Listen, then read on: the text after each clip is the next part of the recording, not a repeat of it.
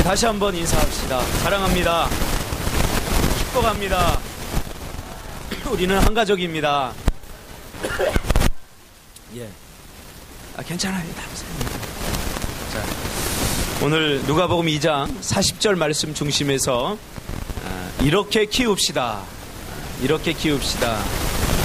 자, 자녀들은 이렇게 들으는데요. 이렇게 자라겠습니다. 자, 우리 부모님들이 이렇게 키웁시다 하면 자녀들은 뭐라고 그래야 돼요?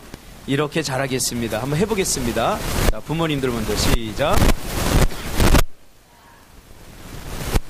바로 나와야지. 이 자녀들이 왜 이래? 자, 자녀들만 이렇게 자라겠습니다. 시작. 자, 이렇게 들으면 돼요. 오늘 설교를. 부모님들은 이렇게 키울게요. 이런 마음을 갖고 들으면 되고, 우리 자녀들은 이렇게 자라겠습니다. 그런 마음을 가지고 오늘 말씀을 들으시길 바랍니다. 오늘 어린이 주일을 맞아서 이 말씀 하나님과 함께 은혜를 나누기를 원합니다. 하나님께서 부모에게 주신 최고의 사명이 있다면 그것은 바로 자식을 잘 키워내는 그런 자녀 양육에 대한 이 사명은 우리가 가진 그 어떤 다른 사명보다 가장 중요한 사명입니다. 그래서 아무리 하나님이 우리에게 주신 다른 어떤 사명, 그런 일들에 충성하고 큰 업적을 남기고 하나님께 큰 과업을 남겼다고 할지라도 자식을 하나님의 백성으로 양육하는 데 실패하면 그 인생은 우리가 믿음으로 살았다, 참 잘 살았다 라고 말할 수 없습니다.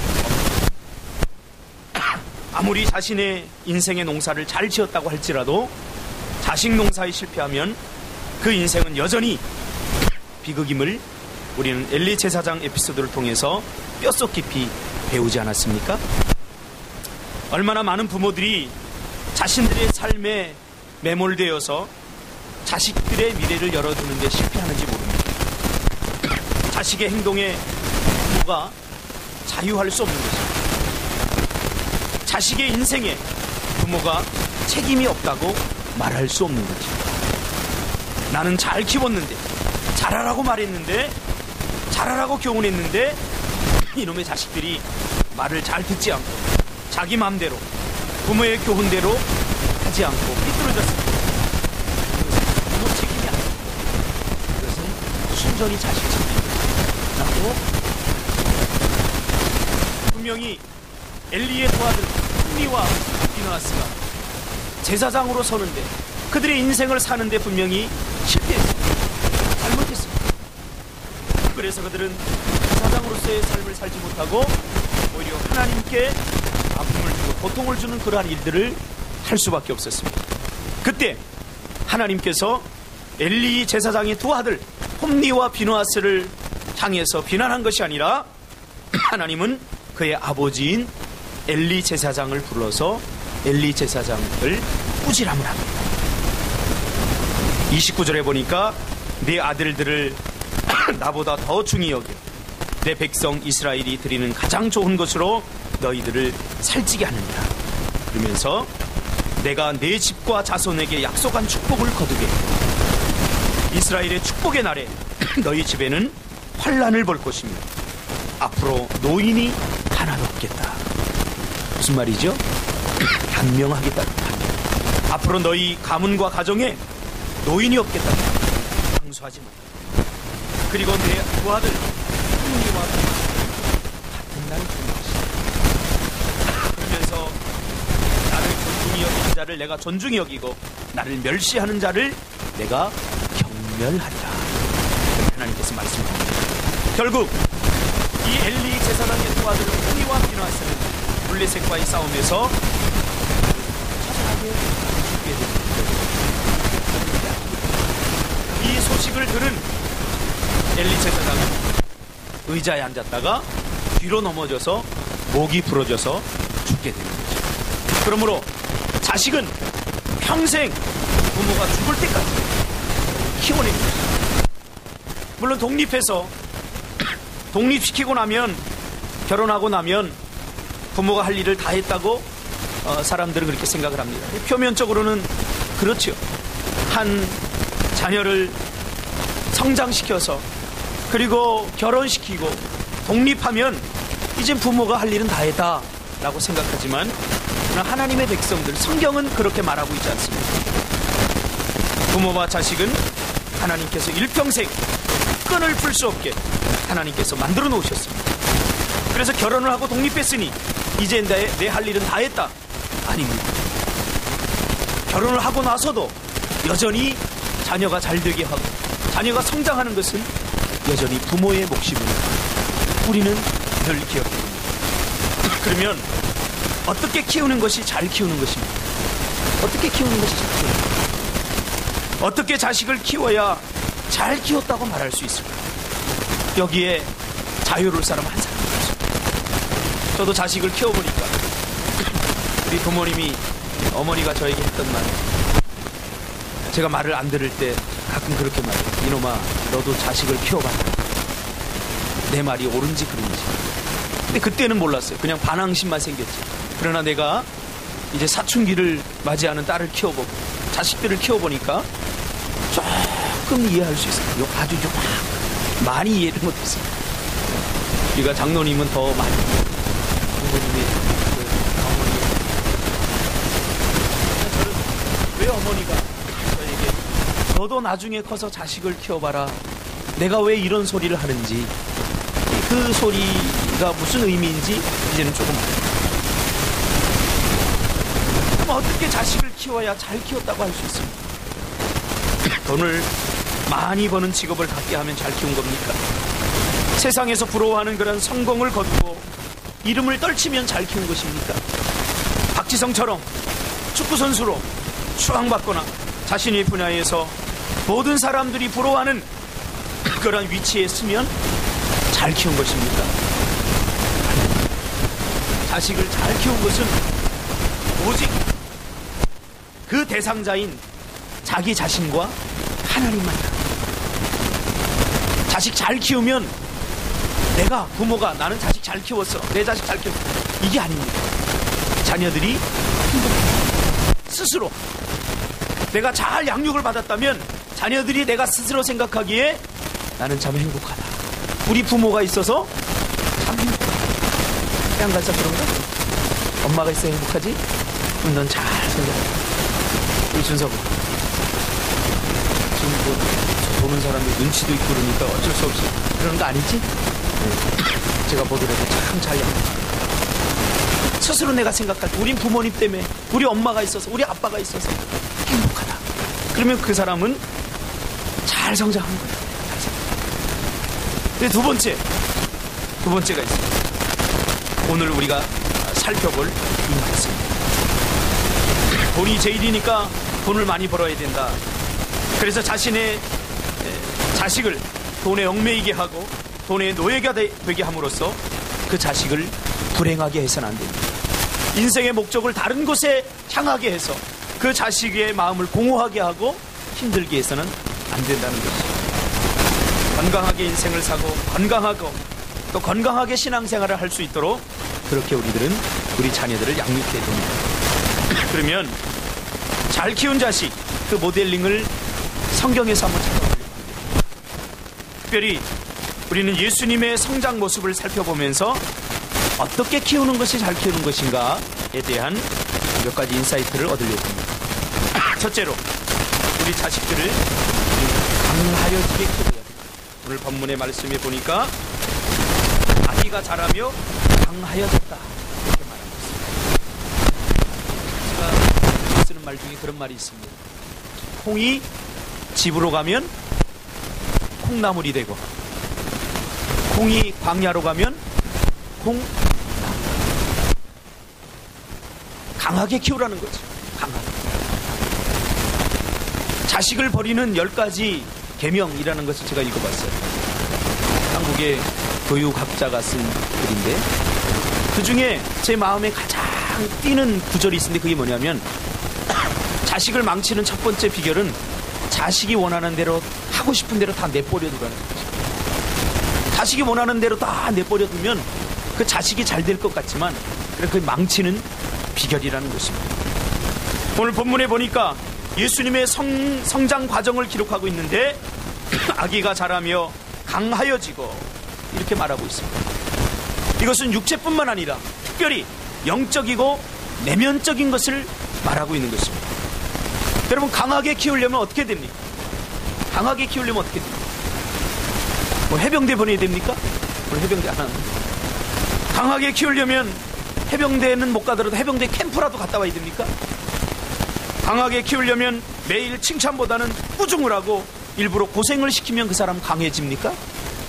그렇지 않더라고요. 오히려 상처만 생기더라고요. 저희 아버지가 군인 출신이에요.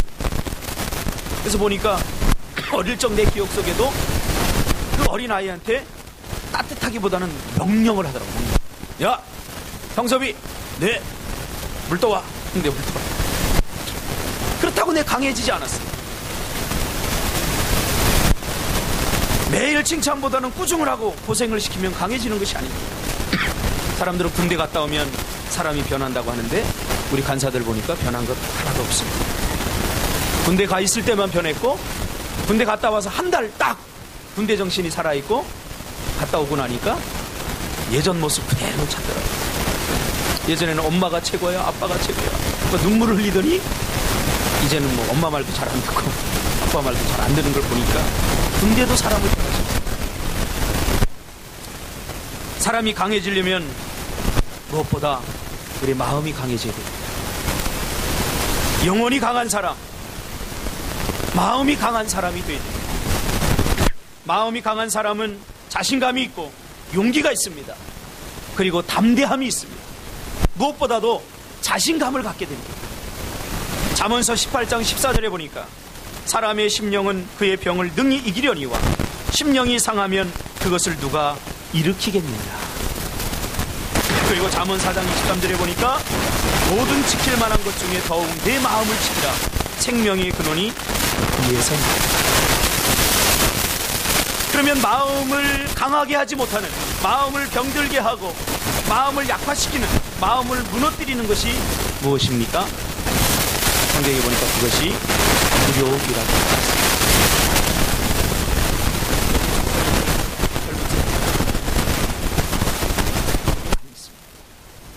자신감이 없는 사람들이 많이 있습니다. 젊으면 뭔가 이 불끈불끈 솟아나는 무슨 용기가 있고 힘이 있어야 되는데 그렇지 못하고 어깨들이 툭 쳐져 있습니다. 다 물어보면 한결같이 뭐라고 그러냐면 직장 때문에 너무 고민하지 마세요. 뭐 대기업, 뭐 좋은 대학 나와도 직장이 힘들다, 잡기가 힘들다. 여러분 그런 말에 너무 신경 쓰지 마세요. 좋은 직장 가질 사람은 다 갖게 됩니다. 할렐루야. 지금 아멘 해야 되는데 자신이 별로 없네. 너무나 마음이 많이 지쳐 있습니다. 왜 그래요? 지나친 경쟁의식 때문에 마음의 여유를 빼앗겨버리고 삶의 여유가 없어져서 마음이 피폐하게 되고 있습니다. 그래서 조금만 뭐라고 그러면 신경질적으로 해요. 조금만 뭐라고 그러면 짜증내요. 요즘 아이들 가장 많이 쓰는 말이 뭐예요? 짜증나. 그거는 그냥 쓸 단어가 없어서 그런 게 아니라 요즘 시대의 트렌드입니다. 요즘 시대의 트렌드는 짜증입니다. 짜증. 조금만 뭐라고 하면 짜증.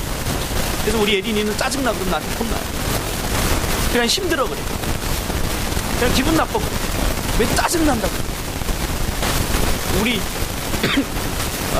청년들이나 중고등학생들 제가 짜증나 이 말을 못 씁니다. 그러니까 어제도 우리 보람이가 짜 했다가 짜장면 그러더라고요. 그만큼 지쳐있다. 그만큼 여유가 없다. 그냥 웃어 넘길 수 있는 문제도 짜증이 나. 신경이 예민해져. 마음의 여유가 없다. 마음의 두려움으로. 예전에는 그냥 숟가락 2개만 있으면 결혼하지 않았습니까? 그러니까 이게 대단한 용기 아닙니까? 근데 요즘은 1억이 있어야 된답니다. 그리고 집이 있어야 된답니다. 그러니까 이런 거 저런 거 다 따지니까 결혼을 못하는 거예요. 우리 교회 청년들은 그냥 숟가락 2짝만 있으면 결혼하시기 바랍니다. 할렐루야. 없으면 교회라도 와서 사세요. 저 방 내줄 테니까. 사세요. 그런 자신감이 있어야 돼요. 그런 용기가 있어요. 저도 결혼할 때 보니까 저희 장인어른이 반대했어요. 철저하게. 가서 제가 딱 갔더니 결혼하겠습니다. 집 있어. 집 없습니다. 집도 없는 게 우리 딸 고생시키려고 그래? 그래서 제가 가가지고 이제 안 되겠다. 내가 대학원 들어가려다가 딱 그만두고 학원 가서 돈을 좀 벌어야 되겠다. 그리고 학원 들어가서 며칠 있다 그 학원 원장이 저한테 선배거든요. 돈 좀 주세요. 이놈 방도라다? 네가 언제 봤다고 나를 돈을 달래? 너하고 나하고 아는 것은 학교 선배 그것도 한참 후배. 그래서 좀 빌려주세요. 그래. 돈을 빌려줍니다. 그래서 여기 구월동에다가 200만 원 주고 집을 한 채 샀어요. 할렐루야. 200만 원짜리 집을 샀어요. 아무것도 모르는 거예요. 그때는 그냥 계약금만 내면 다 되는 줄 알았어요. 그래서 200만 원 내고서 계약을 해놨더니 그 다음에 중도금이라는 게 있더라고요. 보니까 뭐 몇천만 원짜리 집을 내가 200만 원에 사버린 거예요. 그러니까 어떻게 하다 보니까 그냥 되는 거예요. 그냥. 근데 어떻게 하다 보니까 되는 게 아니라 그렇게 할 수 있는 자신감이 있었기 때문에 이게 가능했던 거예요. 내가 밤새도록 벌면 되지. 내가 힘쓰면 되지. 노력하면 되지. 요즘 우리 젊은이들은 두려움이 있어서 아무것도 못합니다. 아무것도. 여러분 자녀들을 강하게 키우시기를 바랍니다. 이 두려움의 문제를 해결해야 됩니다. 두려움은 사람을 긴장시키고 사람을 불안하게 만들고 자신감을 빼앗아버립니다. 그럼 마음이 강해지려면 이 두려움의 문제를 해결해야 됩니다. 실제로 양궁 선수들을 대상으로 조사한 결과 누가 좋은 성적을 내느냐, 올림픽에서 누가 메달을 따느냐, 그러니까 연습 경기 때 잘하는 사람이 있고 올림픽 같은 큰 경기에 나가서 좋은 메달을 따는 사람, 금, 은, 동을 따는 사람 따로 있다는 거예요. 그래서 왜 이런 일이 일어나는가 하고 처음에는 연습 경기 때 잘하는 사람을 뽑아갔더니 좋은 성적을 내지 못하더라는 거예요. 그래 채점 기준을 바꿨다는 거예요. 좋은 대회에 나가서 좋은 성적을 낸 사람의 성적도 50%, 그리고 연습 때 잘한 사람 50%, 이렇게 해서 종합으로 해서 대표 선수를 뽑았다. 그래서 왜 이런 결과가 나오나 했더니 연습 때는 화살을 잘 쏴요. 월등하게 잘 쏘는데 경기를 앞두고 하루 전 이틀 종일 배가 아프거나 또 불안하고 초조해서 컨디션이 난조로 제 실력을 발휘하지 못해요. 늘 불안한 거죠. 이거 1등 못하면 어떡하나, 잘 쏘지 못하면 어떡하나. 그럼 누가 잘하느냐? 자신감을 가지고 난 잘할 수 있어. 두려움이 없어. 나는 어차피 뭐 꼴등으로 뽑혔는데 내가 잘 못 쏴도 돼. 그런 담대함, 자신감을 갖고 쏘는 사람들이 꼭 메달을 따더라고요. 여러분 자신감을 가지시길 바랍니다. 두려움, 이 두려움의 문제를 해결해야 자신감이 생깁니다. 그러면 두려움의 문제를 우리가 어떻게 해결할 수 있습니까? 어떤 사람은 그래요. 어떻게 두렵지 않습니까? 눈만 감으면 걱정이고 근심인데 어떻게 염려가 안 되고 어떻게 두렵지 않습니까? 그러나 성경에 보니까 이 두려움을 극복할 수 있는 방법에 대해서 이야기해 주는데, 두려움을 극복할 수 있는 방법은 믿음밖에 없습니다. 믿음으로 극복할 수 있습니다. 믿음이 없을 때 두려워지는 것입니다. 그러면 믿음을 가지려면, 믿음이 생기려면 어떻게 됩니까? 로마서 10장 17절에 보니까 믿음은 들음에서 나며 들음은 그리스도의 말씀으로 말미암았느니라. 그러니까 믿음이 생기려면, 두려움을 극복하고 두려움을 이길 수 있는 믿음의 사람이 되려면 말씀을 들어야 됩니다. 말씀을 자주 들어야 됩니다. 그러므로 믿음은 하나님의 말씀을 들을 때 생기고 그 말씀이 우리의 마음을 강하게 하는 것입니다. 여호수아 1장 8절에 보니까 모세가 죽고 여호수아가 그 뒤를 잇습니다. 여호수아가 얼마나 두렵겠습니까? 이스라엘 백성들이 얼마나 완악한 백성들입니까? 모세가 얼마나 많은 죽음의 위기를 그들 때문에 넘겼는지 잘 알고 있었습니다. 그런데 그가 모세의 뒤를 이어서 이스라엘 백성의 리더로 선다는 것은 두려운 일이었습니다. 그때 하나님께서 뭐라고 그럽니까? 여호수아 1장 8절에 이 율법책을 내 입에서 떠나지 말게 하라. 그것을 주야로 묵상하라. 그리고 그 안에 기록된 대로 행하라. 그리하면 내 길이 평탄하게 될 것이며 내 길이 평탄하게 될 것이다. 그러면서 9절에 뭐라고 그럽니까? 마음을 강하게 하고 담대히 하라. 우리의 마음을 강하게 할 수 있는 것은 하나님의 말씀입니다. 다윗이 골리앗 앞으로 주저없이 달려나갈 수 있었던 것은 바로 하나님의 말씀, 하나님의 말씀으로 그를 위로했기 때문에 그는 말씀을 붙잡고 뛰어나갈 수 있었던 것입니다. 다니엘이 사자굴에서 굴하지 않았던 것은 바로 그가 하나님의 말씀을 갖고 담대했기 때문입니다. 여러분, 용기는 언제 생깁니까? 용기는 내 안에 믿음이 있을 때 생깁니다. 용기가 뭐죠? 용기는 두려워도 하는 게 용기입니다. 두렵지 않은 상태에서 누가 못합니까? 두려워도 하는 거예요. 두려워. 잃을 것에 대한 두려움, 실패해야 할 것에 대한 두려움, 목숨을 잃을 것에 대한 두려움, 그 두려움이 여전히 있지만 그러나 두려워도 하는 것, 이것이 용기입니다. 골리앗 앞에 달려나갈 때 다윗은 두려웠습니다. 왜요? 골리앗을 이길 수 없거든요.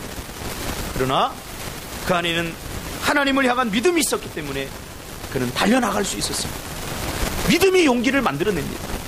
용기 없는 사람들은 믿음이 회복되기를 주님의 이름으로 축복합니다. 두 번째로, 지혜가 충만하게 키워져야 됩니다. 인생은 지혜로 산다라는 말이 있습니다. 지혜는 하나님을 경외하는 것이 지혜의 근본입니다. 하나님을 경외하도록 키워져야 된다는 거죠. 하나님을 경외하도록, 하나님을 두려워할 줄 알게 키워져야 된다는 거죠.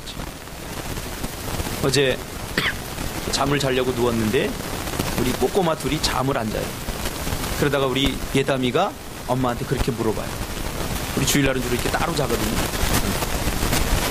엄마, 하나님 보고 싶어.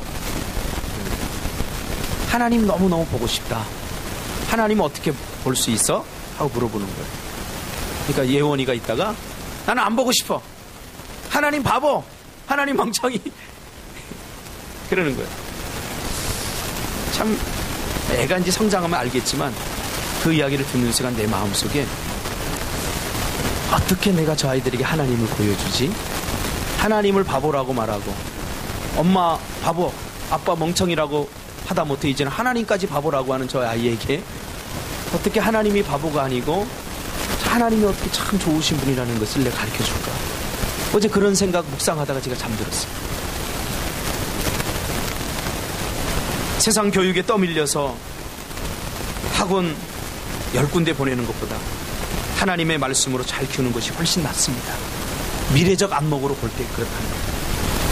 요즘 대안학교 혹은 홈스쿨 쪽에 많은 사람들이 관심을 갖습니다. 가만히 생각해보면 정말 불쌍해요, 우리 아이들이. 그냥 콩나무 같은 교실에 다 집어넣고 똑같이 앞에 한 두세 사람 알아들을 수 있도록 강의하고 나머지 사람 못 알아듣으니까 열등생이라고. 여러분 생각해보세요. 여러분의 자녀와 여러분들의 그 자녀들이 정말 열등생인가요? 그 문제 몇 개 더 못 맞췄다고 열등생이라고 불려지고 또 잘못해서 또 질서 하나 어겼다고 문제하라고 불려지는 이러한 세상 속에서 우리가 살고 있지 않습니까? 그러다 보니까 홈스쿨이나 대안학교 쪽으로 많은 사람들이 관심을 갖습니다. 제 후배도 저기 통영 쪽에다가 울산 쪽에다가 기독교 대안학교를 하나 만들었어요. 학생이 엄청 많습니다. 10명입니다. 10명인데 정말 말씀으로 양육해보겠다는 이게 제가 하고 싶었던 거거든요. 저는 그렇게 소규모가 아니고 한 50명에서 100명 정도. 정말 말씀으로 키우고 이 아이들이 행복해야 되지 않습니까? 행복을 모르는데 어떻게 행복하게 살겠습니까? 요즘 아이들 보면요, 노는 것도 가르쳐줘야 돼요.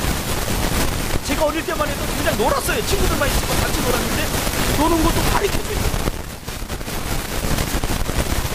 참 안타깝습니다. 그러니 행복을 가르쳐주지 않고 어떻게 행복하게 살라고 우리가 말할 수 있겠습니까? 그러나 우리가 말씀 안에서 지혜가 생깁니다. 학교에 보내서 지식은 쌓았는데 아이들이 행복하지 못합니다. 학원에서 많이 배우는데 배운 것에 비하면 표현되는 지식이 너무나 형편이 없습니다. 왜 그래요? 지혜가 없어요. 지혜는 지식을 활용하는 능력입니다. 그래서 많이 배웠어요. 저도 예전에 아이들 과외 해보고 이렇게 해봤는데 연기하고 많은 건 많아요. 근데 활력을 잘 못해요. 근데 지혜가 없거든요. 배우는 것은 훨씬 많은데 이제 나도 기초적인 것까지 지식으로 우리가 가르쳐야 돼요. 배우지 않고는 못하는 거예요. 예전에는 하나님 주신 지혜로 위에 응용해서 우리가 잘 살았습니다. 그러나 요즘은 배운 것은 많은데 지혜가 없어서 활용을 못하니까 삶이 풍성해지지 못합니다. 창의적이지 못합니다. 인생이 답답하고 힘들다는 거예요.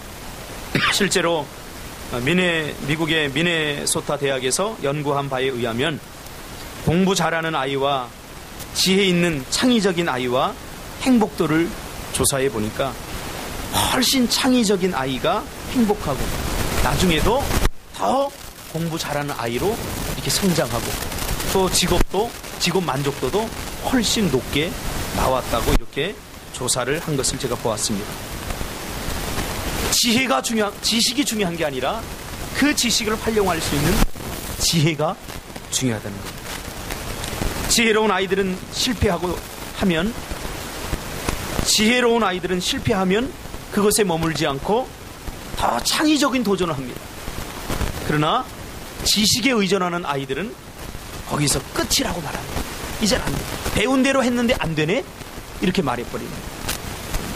제가 실패한 것들이 오늘날 우리에게 유용하게 쓰여지는 그런 실패했는데 성공한 발명품들을 보니까 모두가 실패했을 때 그 창의적인 사람들에 의해서 그 작품들이 다 오늘날 우리에게 실용적으로 잘 쓰여지고 있더라고요.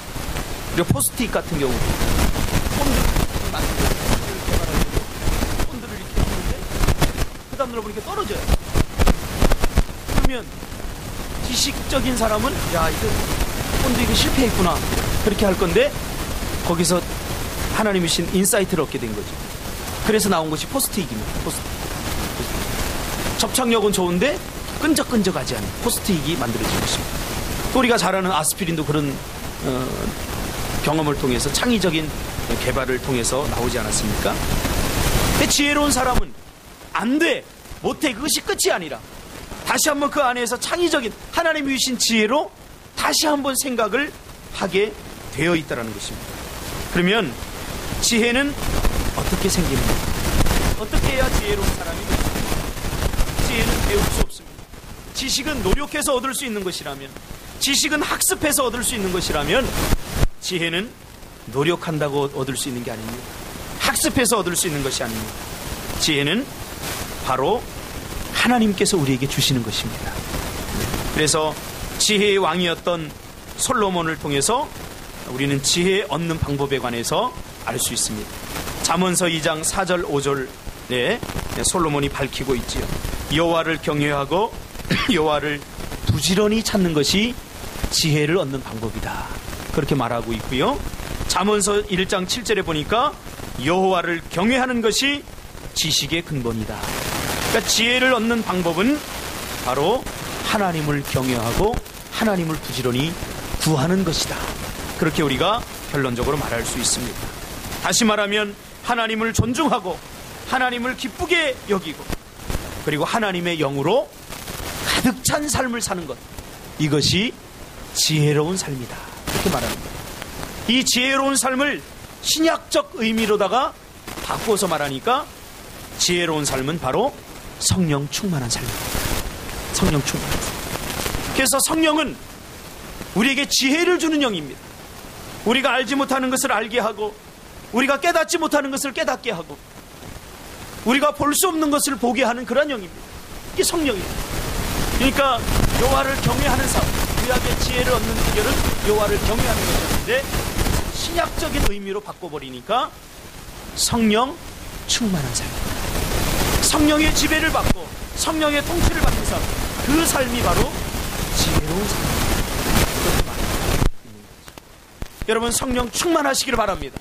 성령 충만하면 똑똑해집니다. 성령이 충만하다는 거 오늘 제가 새벽 예배 말씀을 드렸습니다. 성령 충만하다는 것은 뭐 이상한 방언을 하고 또 감정적으로 이렇게 해서 막 벌벌 뛰고 이런 게 충만한 게 아닙니다. 성령이 충만하면 실제로 구원의 감격과 기쁨으로 살게 되어 있어요. 구원의 기쁨과 감격을 누리면서 살게 되어 있어요. 그리고 두 번째로 성령 충만하면 능력을 받게 돼요. 은사를 받게 돼요. 그렇죠? 능력을 받게 됩니다. 그래서 우리의 삶의 문제가 뭡니까? 무능력 아닙니까? 그러나 성령 충만하면 내가 할 수 없었던 일, 성령의 힘으로 할 수 있게 된답니다. 그리고 우리 마음의 상처와 아픔들을 치유받게 되어 있습니다. 우리 안에 있는 두려움, 그것은 치유되지 않은 죄, 그리고 치유되지 않는 우리의 상처와 아픔들 때문에 생기는 거죠. 그래서 이 상처난 마음들이 치유되면 우리가 지혜롭고 또 성령 충만한 모습으로 살 수 있게 됩니다. 마지막 세 번째로 하나님의 은혜가 그 위에 머물 수 있도록 그렇게 키워져야 됩니다. 예수님은 항상 하나님의 은혜가 그 위에 머물렀던 삶입니다. 마치 비둘기가 그가 세례받을 때 그 위에 머물렀던 것처럼 예수님의 삶은 항상 하나님의 은혜가 머물렀던 삶입니다. 자연스럽게 머문 것이 아니라 은혜가 머물도록 은혜를 누리는 삶을 살았다는 것입니다. 우리가 은혜를 받지 못해서 가난한 것 아닙니다. 우리가 은혜를 받지 못해서 무능력한 것 아닙니다. 하나님께서 우리에게 날마다 은혜를 주시고 날마다 풍성한 은혜를 주시지만 우리는 그 은혜를 누리지 못한다는 것입니다. 우리 인생이 불행하다고 느끼는 것은 가지지 못해서, 배우지 못해서가 아닙니다. 바로 은혜의식이 없기 때문입니다. 은혜의식이 없으면 늘 불평하고 늘 원망하고 자신이 가지고 있는 재능과 능력, 실력을 보지 못하고 늘 다른 사람의 것을 보고 부러워하게 되어 있습니다. 열등감에 사로잡히게 되는 거죠. 그래서 은혜의식이 없으면 안 됩니다. 하나님의 백성들, 특별히 우리 자녀들은 은혜의식 속에 살아가도록 그렇게 키워져야 된다. 먼저 내가 하나님의 은혜에 늘 감사하고 그 감사의 표현을 하고 감사하는 말을 해야 됩니다. 이것이 은혜 받은 자의 모습입니다.